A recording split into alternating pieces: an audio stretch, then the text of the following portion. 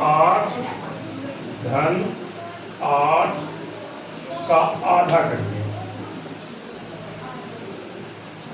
ठीक है ना, बात समझ में आ रही है?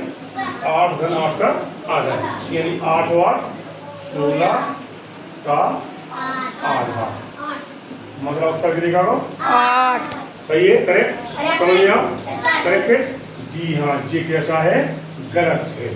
ये कैसा है? गलत। कैसे सही है? 8 धन 8 का आधा, पहले क्या करने है आपको? पहले क्या करने आपको? पहले क्या करने? का। यानी 8 धन 8 का आधा यानी कितने की है? 4। और 8 और 4 कितने की है? जी है सही। जी है सही जी कैसा आंसर। है? गलत। समझ में आया? Yes sir. ओके, तो जो अपने बड़ों उसको नियम था उनको पता है नहीं है, तो आप भूल गए, आपने कहते हाँ सही सही है, जबकि ये कैसा था? गलत था।